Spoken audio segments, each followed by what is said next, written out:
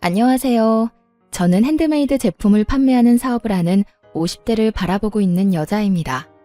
결혼을 하고 출산을 하며 저는 제가 단 한 번도 사업을 하게 될 거라고 생각해 본 적이 없었는데 정신을 차리고 보니 꽤 안정된 사업을 운영하는 사장님이 되어 있더군요.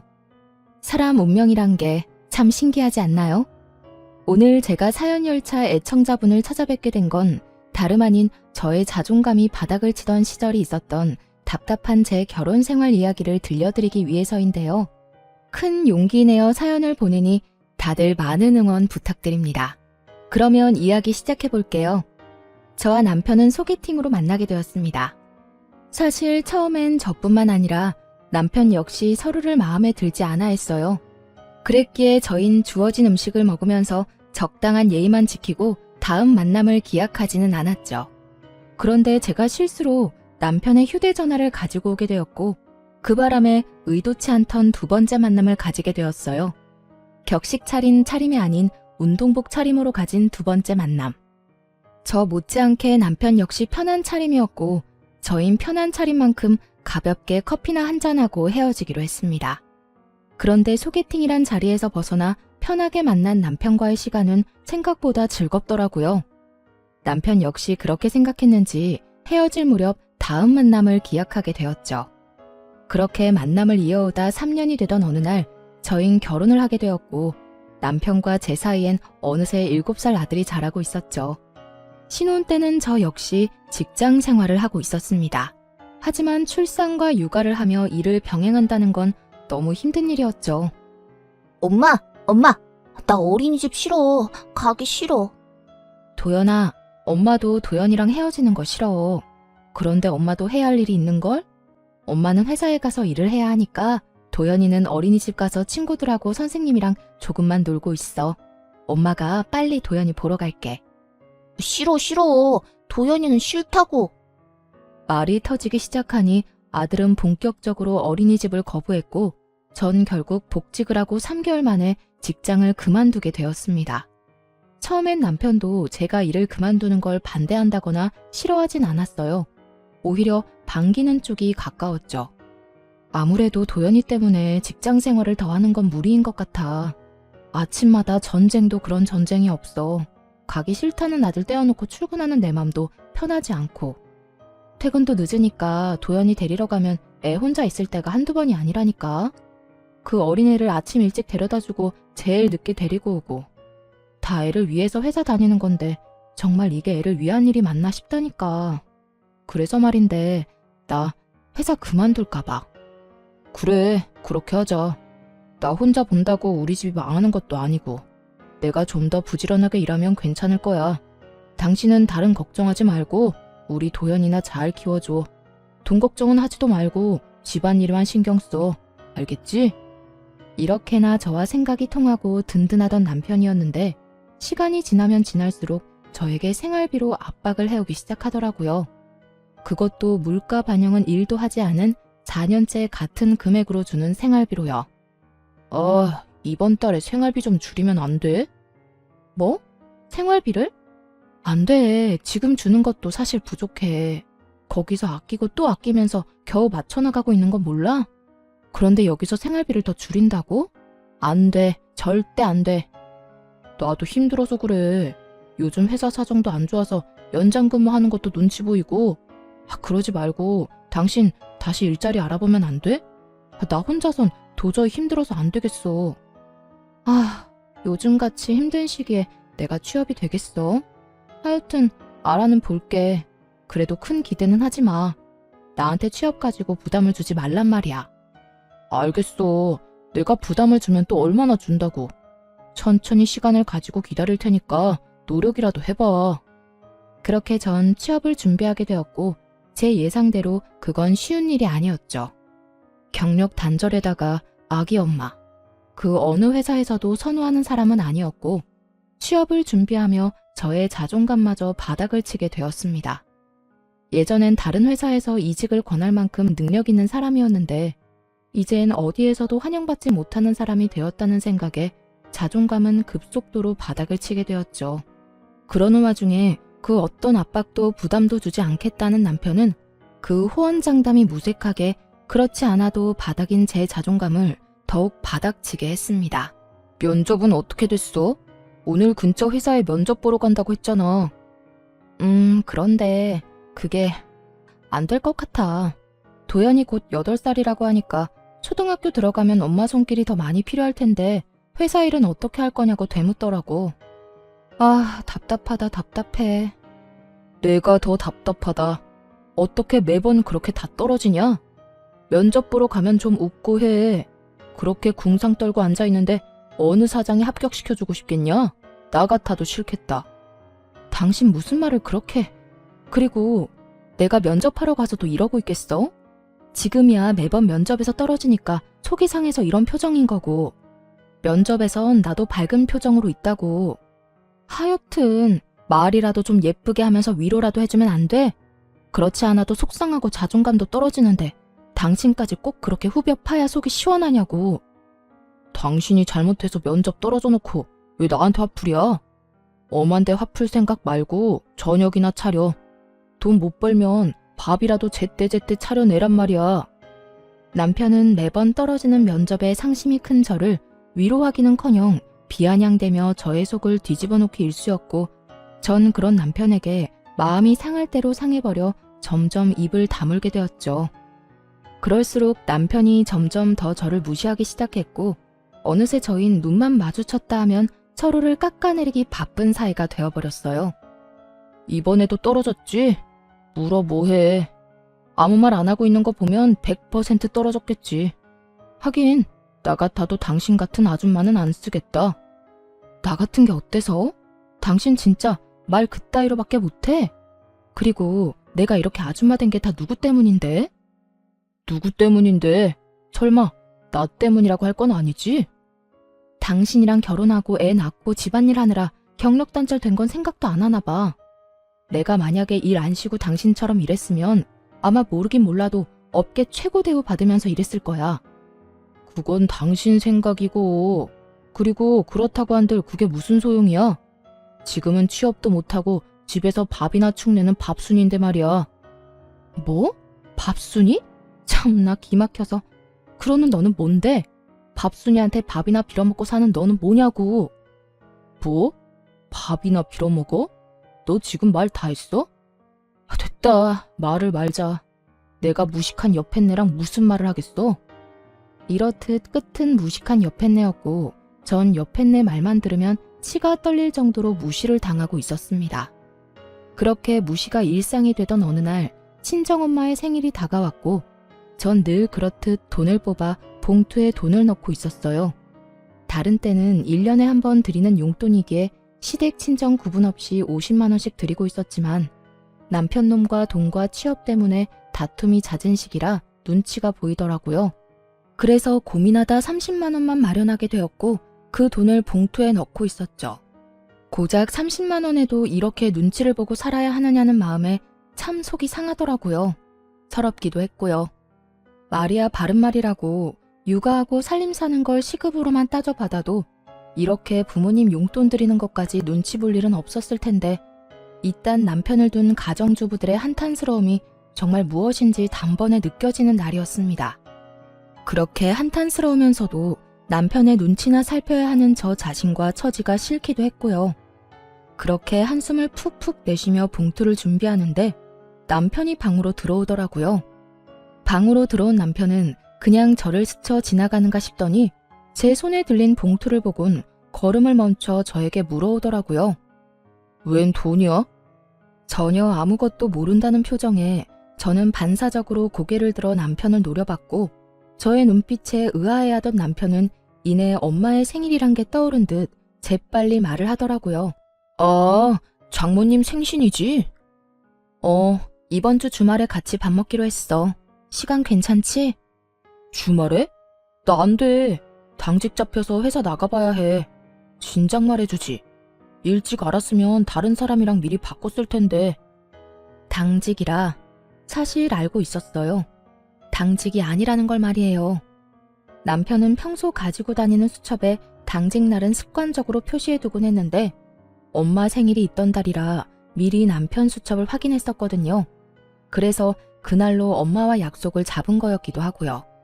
하지만 남편은 당직이라며 저를 속였고 전 그 거짓말에 속아 넘어가기로 했습니다. 그 당시 남편과 전 사이가 너무 좋지 않았고 그런 남편과 함께 식사 자리를 가서 아무리 사이 좋은 척을 해봤자 저의 모든 걸 다 알아차리는 귀신 같은 엄마가 모를 리 없을 테니까요. 그래? 뭐 어쩔 수 없지. 엄마가 당신 좋아하는 중식당 가자고 해서 예약해놨는데 취소하고 한식당으로 가야겠다. 사실 엄마는 중식보단 한식 좋아하시잖아. 한식당 갈 바엔 그냥 집에서 대접해. 괜히 나가서 식당에 돈 버리지 말고. 그리고 친정에 주는 용돈도 좀 줄여. 우리 형편에 50만 원이 가당키나 해. 아무리 1년에 한 번 주는 용돈이지만 요즘 같을 때는 너무 부담이야. 제가 알아서 30만 원을 챙겼을 때의 기분과 남편이 강요하는 상황의 기분은 정말이지 천지 차이더군요. 부담인 거 다 아는데 그래도 굳이 말을 그렇게 해야 해? 그리고 당신이 그렇게 말하지 않아도 30만 원만 뽑아왔어. 어련히 알아서 하지. 내가 당신이 그렇게 힘들다는데 50만 원씩 뽑아왔겠어? 잘했다 칭찬까진 바라지 않았어도 적어도 제가 이렇게까지 말한다면 최소한 침묵이라도 해줄 거라 생각했는데 그건 정말 저의 큰 착각이었더라고요. 30만 원을 드린다는 제 말에 남편이 화를 내며 펄쩍 뛰기 시작했으니까요. 뭐? 30만 원? 그것도 너무 많지. 10만 원만 드려. 아니, 그건 너무 심한가? 그래, 인심 썼다. 15만 원. 15만 원 드리고 식사 대접도 우리 집에서 해. 당신이 다 만들면 되잖아. 뭐? 너 진짜 양심 어디 갔니? 20만 원도 아니고 15만 원? 너 진짜 치사하게 이럴 거야?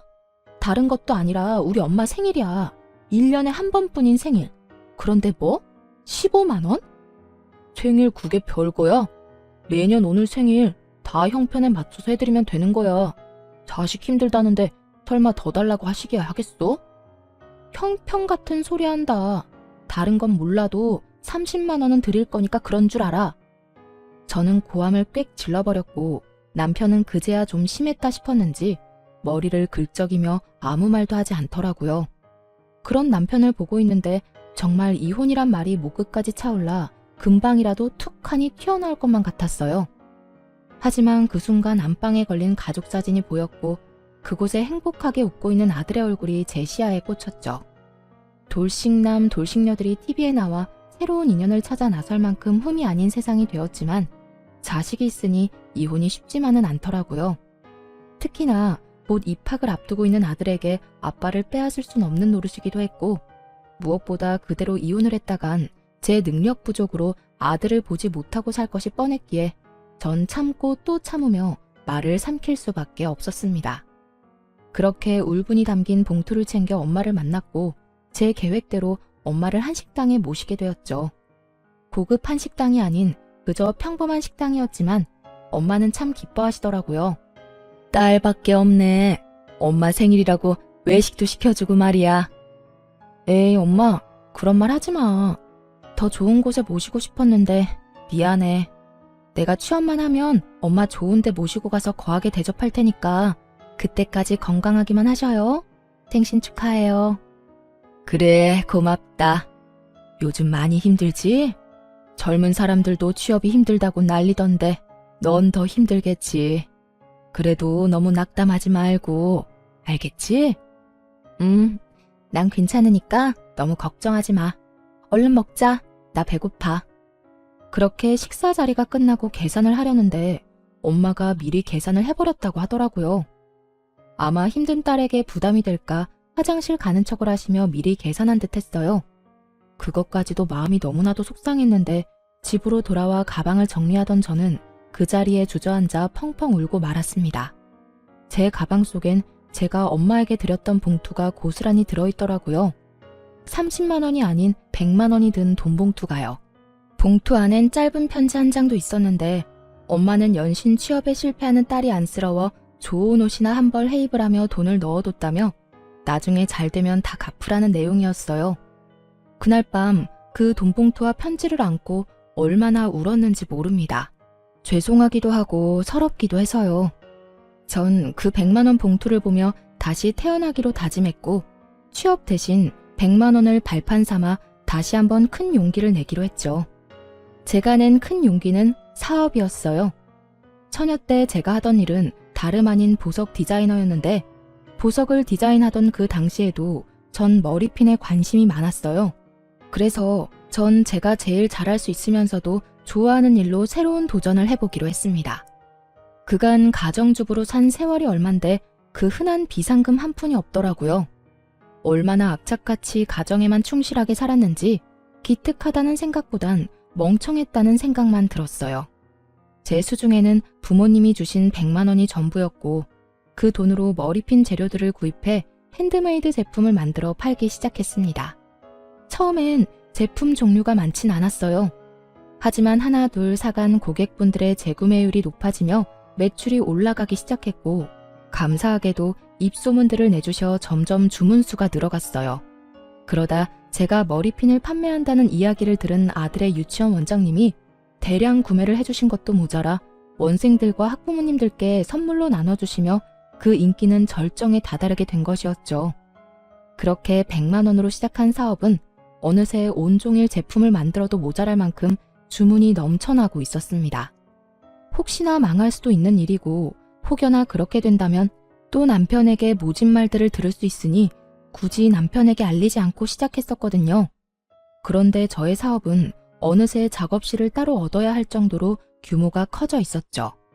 그렇게 몸도 마음도 바쁜 사이 시모의 생일이 다가왔고 저 역시 남편과 마찬가지로 참석조차 하고 싶지 않았지만 그랬다간 또 무슨 불호령이 떨어질지 모르는 일이니 참석하게 되었어요.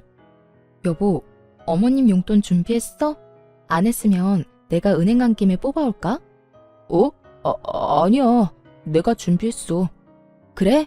식당 예약도 당신이 했다고 했지? 웬일이래? 평소에 귀찮다고 신경도 안 쓰던 사람이. 어디 예약했어? 집에서 가까워? 어딘지 말하면 당신이 다 알아.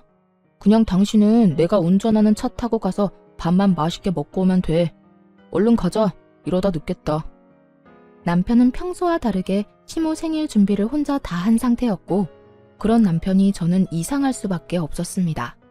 그도 그럴 것이 지난 결혼 생활 동안 친정은 물론이고 시댁일에도 남자가 뭘 아냐고 하며 귀찮은 일은 전혀 나서지 않던 남편이었으니까요. 하지만 이런 저의 의아함은 약속 장소에 도착하고 난 후 다 풀리게 되었죠. 남편이 시모 생일이라고 예약한 식당은 고급 한식당으로 유명한 곳이었기 때문이었죠. 저에겐 돈이 아까우니 엄마 생일상을 집에서 차려주라던 남편놈은 제가 돈이 없어 차마 모실 생각도 못한 한식당에서 제일 비싼 코스로 예약했더군요. 아무리 자기가 번 돈으로 자기 부모한테 쓴다고 한들 이토록 차이나게 대접할 거라곤 상상도 못했던 터라 그 배신감은 더욱 크게 다가왔습니다. 거기에다 용돈 봉투까지 두둑하게 준비해 제 앞에서 시모에게 건네는데 정말 눈이 돌아버릴 지경이었어요. 엄마, 여기 용돈 필요한데 쓰세요. 생신 축하드려요. 어머, 아들. 정말 고맙다. 그렇지 않아도 요즘 여기저기 쓸 데가 많았는데 역시 우리 아들뿐이야. 그런데 봉투가 좀 두껍다. 작년보다 훨씬 많은 것 같은데 요즘 우리 아들 벌이가 좀 되나 봐. 경기 안 좋아서 다들 힘들다고 난리던데. 역시 우리 아들 능력도 좋아. 에이, 얼마 안 돼요. 내년 생신 땐 더 드릴 수 있도록 노력할게요. 말이라도 고맙다, 아들. 화기애애한 그 분위기 속에서 진심으로 웃지 못하는 건 저뿐이었습니다. 우라가 치밀어 올라 당장이라도 그 상을 엎어버리고 싶은 걸 그야말로 죽을 힘을 다해 참고 또 참았어요. 그 순간 제가 표정 관리를 어떻게 했는지 무슨 말을 어떻게 했는지 기억이 나지 않을 정도니까요. 전 그만큼 화가 나 있었고 남편에 대한 분노로 치가 다 떨릴 지경이었어요. 그렇게 인고의 시간이 지나고 집으로 돌아온 저는 그야말로 개거품까지 물며 남편에게 따져 물었어요. 너 진짜 이럴 거야? 이렇게 치사하게 나올 거냐고. 정말 화가 나는 게 남편의 태도였어요. 저는 화가 치밀어 올라 거품까지 물며 따지는데 남편은 정말로 아무것도 모르겠다는 표정과 목소리로 저에게 왜 난리를 부리냐고 하더라고요. 내가 뭘 어쨌다고 이 난리야? 전 이런 남편의 태도에 더욱 화가 났고 그간 쌓아왔던 울분을 토해냈죠. 몰라서 물어? 식당부터 시작해서 용돈까지. 우리 엄마 생일 때 너 뭐라고 했어? 돈도 없는데 집에서 모시라면서. 그리고 용돈은 또 어떻고. 20만 원도 아까우니까 15만 원 주라고 그렇게 화를 내놓고선 오늘 어머님께 드리는 거 보니까 적어도 100은 돼 보이더라. 어떻게 그렇게까지 차별을 할 수가 있어? 뭐든 적당히 해야지. 네 엄마만 부모고 내 엄마는 남이다 이거니? 엄연히 따지면 남이 맞잖아. 그리고 당신 엄마는 당신이 챙기고 우리 엄마는 내가 챙기는 게 당연한 거잖아. 당신은 오히려 나한테 고마워해야 해. 당신이 장모님한테 드린 용돈도 내 돈으로 드린 거잖아. 그러니까 지금 당신이 나한테 화낼 게 아니라 고마워해야 하는 거라고. 30만 원이든 15만 원이든 그게 얼마든 당신이 나 없었으면 그 돈을 줄 수 있었을 거라 생각해? 뭐?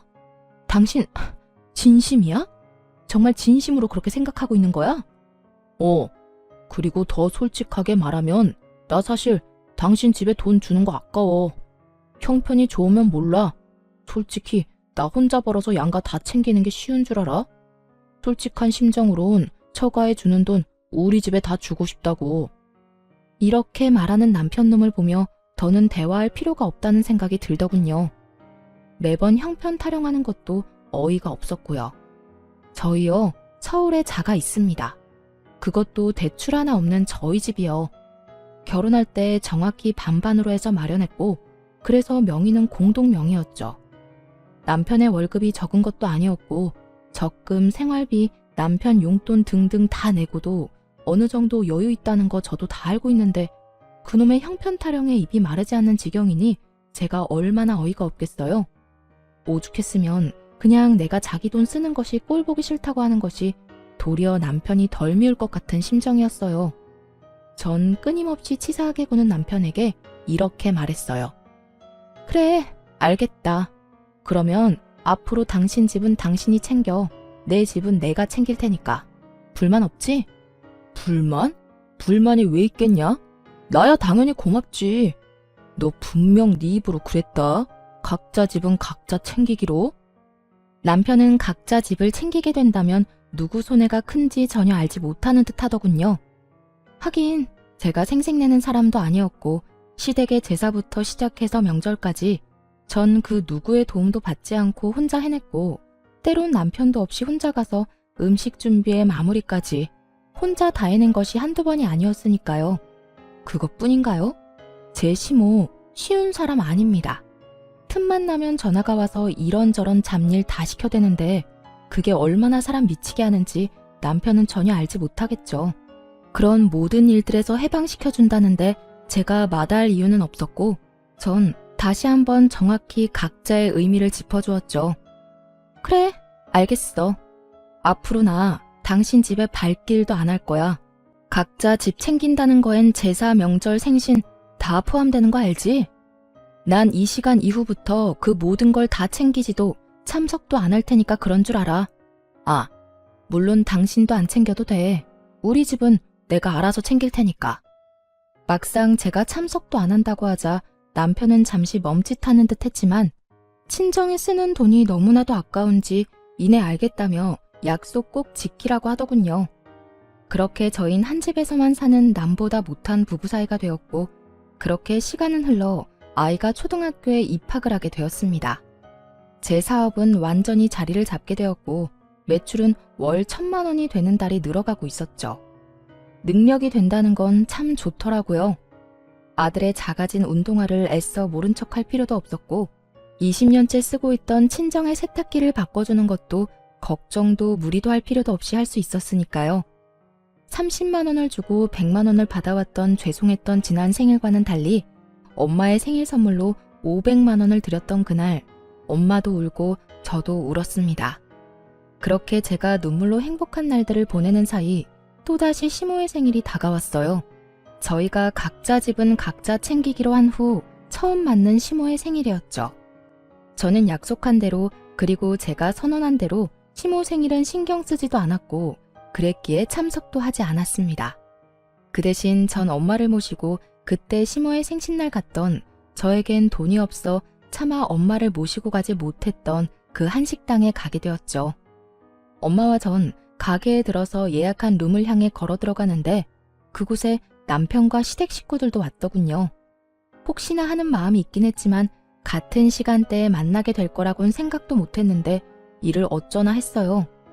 하지만 다행스럽게도 남편을 제외한 시댁 식구들은 저를 보지 못했고 저를 발견한 남편만이 저와 눈이 마주치게 되었죠. 전 그런 남편을 무시한 채 재빨리 엄마를 모시고 룸으로 들어가 버렸고 그런 저의 태도에 화가 난 남편이 저를 주차장으로 불러내더군요. 왜 오라가라 난리야. 엄마랑 같이 온 거 못 봤어? 엄마 혼자 두기 그러니까 할 말 있으면 얼른 해. 너 진짜 이럴 거야? 휴대전화도 끄고 뭐 하느라 우리 엄마 생일에 얼굴도 안 내비친다 싶었더니 네 엄마랑 여기까지 밥 먹으러 왔어? 당신이 그러고도 며느리야? 어떻게 며느리가 시어머니 생일에 참석도 안 할 수가 있냐고. 이거 왜 이래? 우리 약속 잊었어? 각자 집 각자 챙기기로. 당신 그래서 우리 아빠 생일도 참석조차 안 했던 거 기억 안 나? 지난달 친정아빠 생일에 자신은 참석하지 않고 돈도 쓰지 않아도 된다며 신나서 콧노래까지 부르던 것이 기억이 나지 않는 것 같아 콕 집어주었죠. 제 말에 남편놈은 그제야 생각이 난 건지 얼굴까지 붉히며 저를 노려보더군요. 그렇게 보면 어쩔 건데 다 당신이 자초한 일이야. 그러니까 나한테 여기서 괜한 시비 걸지 말고 들어가서 네 가족들이랑 시간 보내. 제 말에 할 말이 없어진 남편은 씩씩거리는가 싶더니 저에게 손을 내밀더니 이렇게 말했어요. 내놔, 내 카드. 뭐? 내 카드 내놓으라고. 당신 여기 내 카드로 결제하려고 했지? 그런데 어쩌냐? 나는 내 돈으로 당신하고 당신 가족 배불려 줄 생각 전혀 없는데 사람이 변해도 어떻게 이렇게까지 변할 수가 있는 것인지 그 순간 저는 이때껏 왜 이런 남자와 뭐 때문에 함께 살았나 하는 생각이 다 들더군요. 전 남편의 손에 카드를 던져주다시피 돌려주며 이렇게 말했어요. 아 그래? 이까지 카드 한도 얼마나 된다고 이 난리야?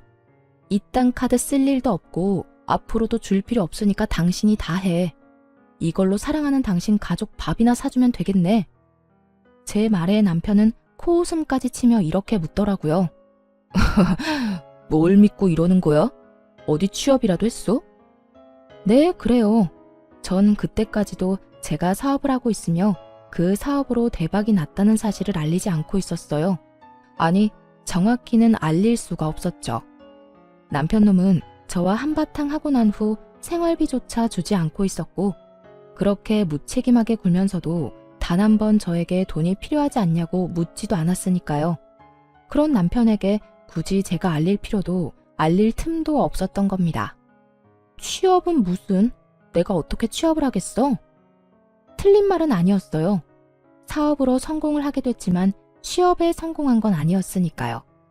제 말을 들은 남편은 더욱 의아하다는 얼굴로 저에게 따져 묻기 시작했어요. 그러니까 내가 생활비도 안 주는데 네가 무슨 돈이 있어서 여기를 왔냐고. 당신이 생활비 준 게 언제인지 기억도 안 나는데 그동안 생활은 걱정은커녕 아들 용돈 한번 걱정하는 법이 없더니 고작 식사 한 끼 네 돈으로 사줄까 봐 걱정은 되는가 봐. 그래, 여기가 얼마나 비싼 식당인데 당신 같으면 걱정 안 되겠어? 걱정하지 마. 나 취업은 못했는데 사업이 대박이 났거든. 그래서 우리 엄마 모시고 여기 정도 올 돈은 있어. 뭐? 사업? 당신이 무슨 사업이야.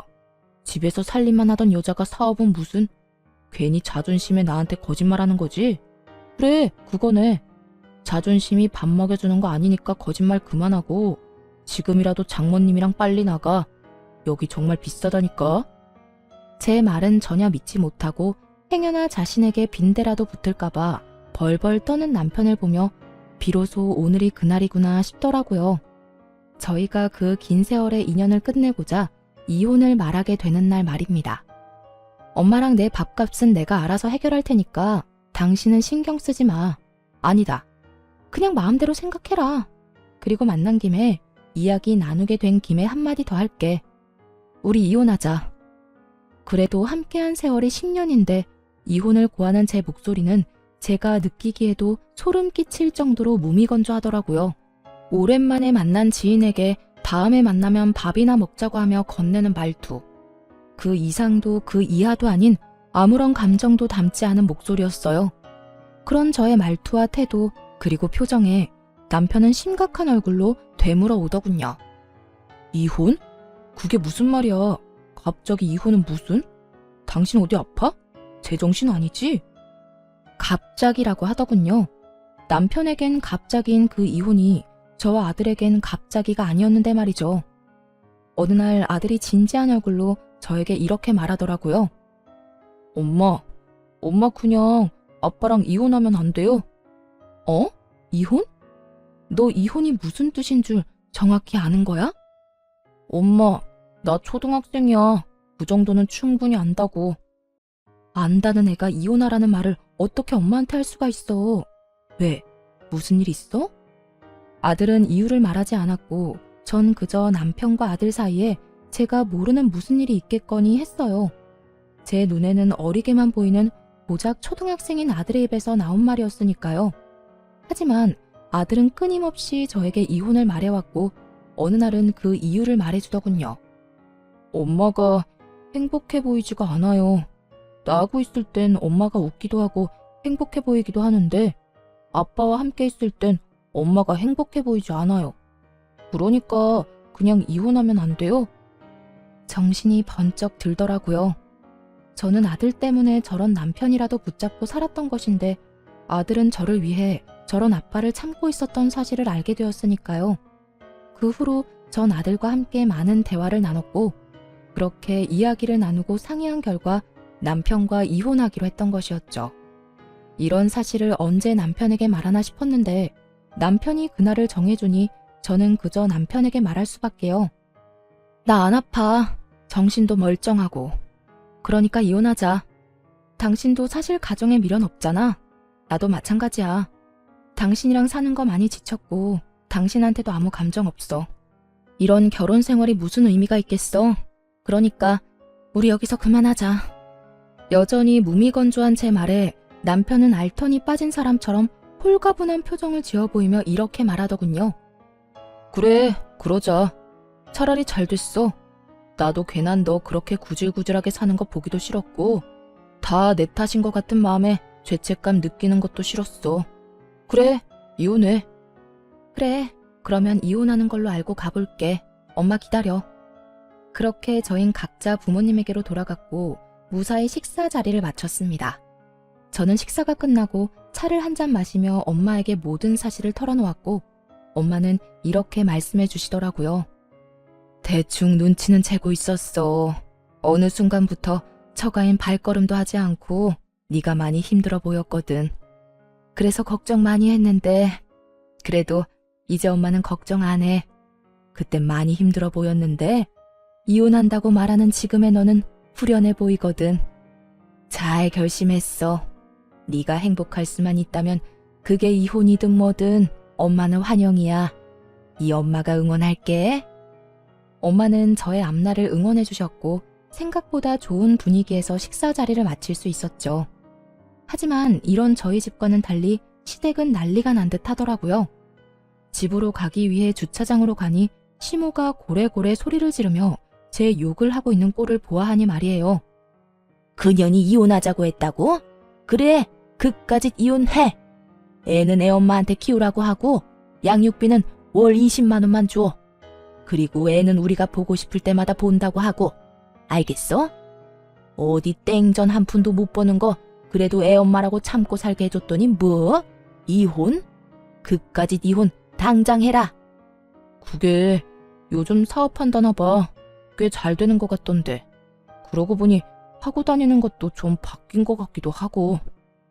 집에서 놀고 먹던 게 사업이라고 해봤자 그게 뭐 잘 되겠니? 다단계는 아닌지 몰라.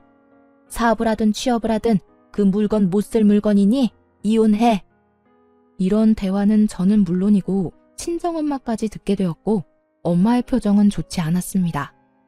저 옆앤내가 누구한테 감히 욕짓거리를 하는 거야? 내가 진짜 저 옆앤내를? 엄마, 참아. 여기서 흥분해봤자 좋을 거 하나 없어. 괜히 말 섞지 말고 그냥 가자. 무시가 답이니까. 엄마를 달래며 잡아끄는 행동과는 다르게 당장이라도 달려가 내 수익이 월 1,000이다 라고 외치고 싶었지만 그렇게 한다고 한들 뭐가 남겠어요?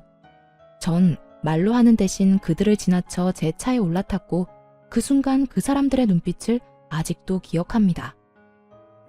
뭐니? 쟤 도연애미 아니니? 저거 비싼 차 아니야? 쟤가 왜 저 차에 타는 거야? 그러게 저 차 1억짜린데 엄청 비싼 차인데 왜 저기에 여보 남편은 제 차 문을 붙잡고 늘어지더라고요. 이거 나 차 출발하려는 거 안 보여? 죽고 싶어서 환장했어? 그게 아니라 이거 정말 당신 차야? 당신 정말 대박이라도 난 거야? 말했잖아 나 대박 났다고. 그러게 잘 좀 하지 그랬어?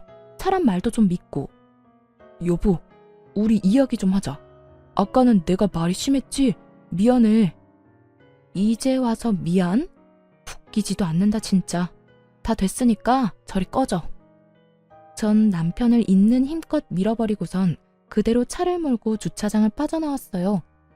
룸미러를 통해 보니 남편은 거의 울 것 같은 얼굴로 제 차를 쫓아오다 넘어져 버렸고 시모는 자리에 털썩 주저앉아 있더군요. 그 후로 저는 바로 이혼을 진행했고 남편은 그제야 끝까지 저에게 매달리더라고요. 여보, 우리가 이혼은 무슨 이혼이야. 내가 바람을 피운 것도 아니고 당신한테 나쁜 짓을 저지른 것도 아니고 이까진 일로 이혼한다고 하면 사람들이 다 비웃는다고. 사람들이 뭐라고 하든 난 상관없어. 그리고 당신이 나한테 한 행동이 외도하고 다른 게 뭔데? 당신은 말로 나한테 상처를 줬고 행동으로 나한테 배신감을 안겨줬어. 난 더는 당신을 사랑하지 않고 당신 같은 사람을 믿지도 않아. 여보, 내가 미안해. 나 정말 반성 많이 하고 있다고. 그래, 우리 도연이. 당신은 도연이 생각 안 해? 도연이가 아빠 없다고 손가락질 받길 바라는 건 아닐 거 아니야. 나도 그것 때문에 참고 살았는데 당신 아들 도연이가 제발 나더러 당신하고 이혼하라고 하더라. 뭐? 우리 아들이? 우리 아들이 왜? 거짓말이지? 도연이가 그랬을 리가 없잖아.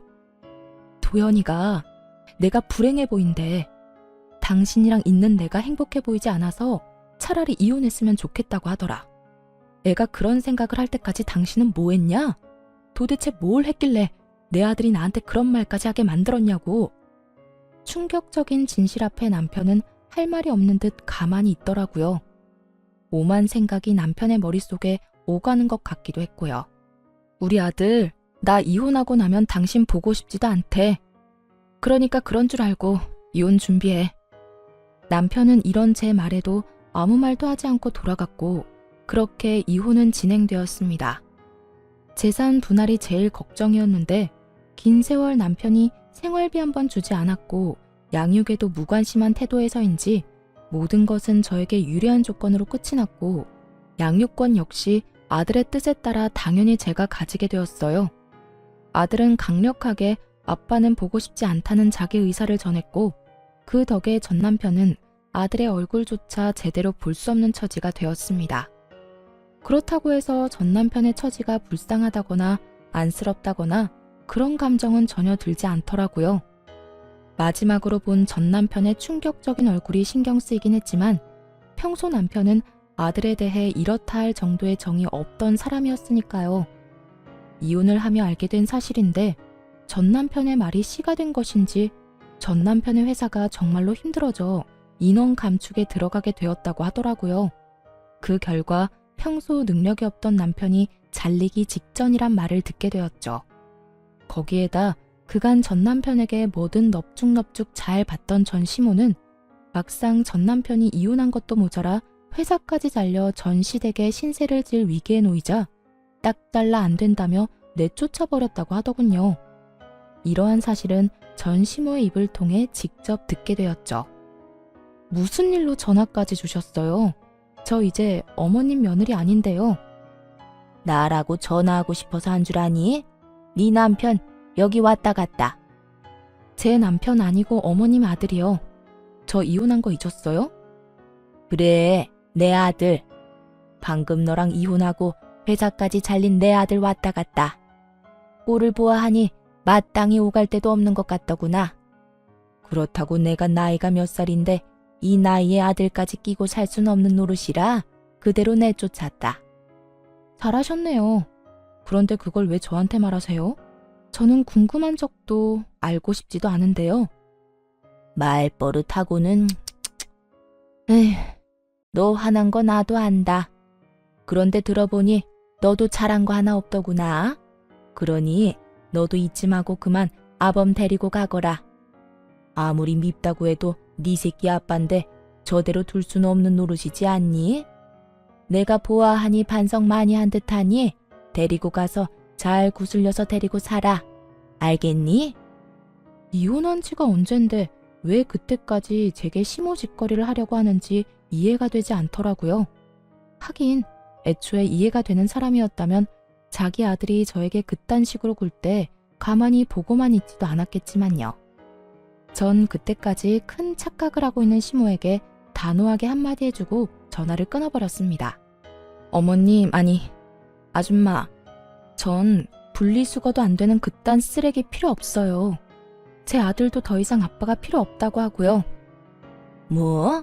너 지금 나한테 아줌마라고 했니? 어디서 건방지게 어른한테 그딴 투로 짓거리는 게야? 제가 이혼한 지가 언젠데 언제까지 어머님이라고 불러드릴 거라 생각했어요.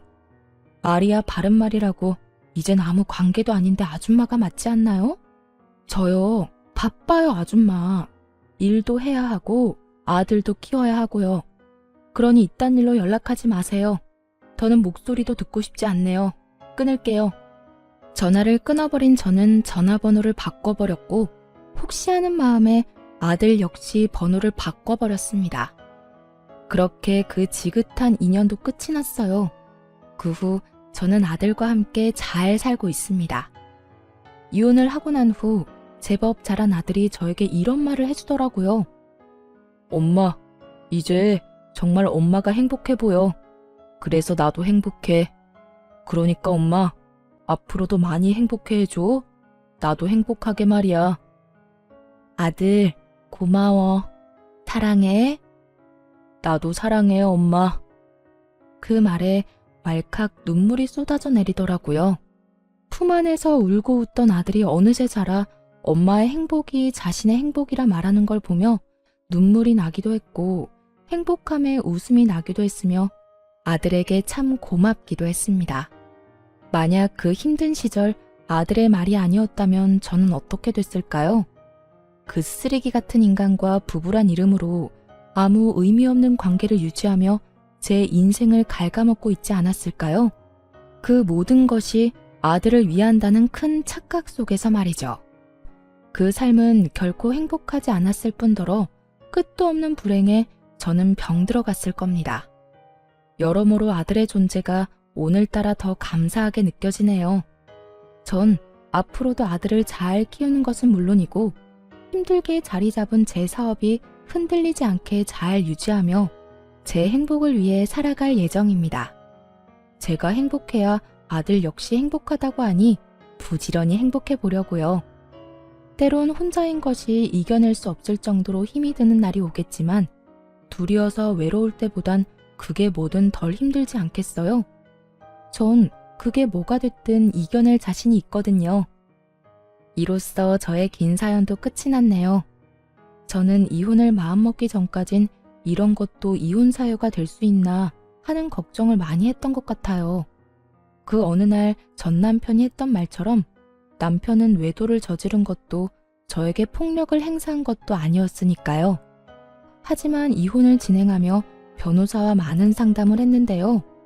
평생을 함께 살아가야 할 동반자가 내게 무시와 멸시를 밥 먹듯이 한다면, 또 처가와 시가를 대놓고 차별한다면 그것 또한 저와 제 아들에게 정신적 가해가 될 수 있다는 것을 깨달았습니다.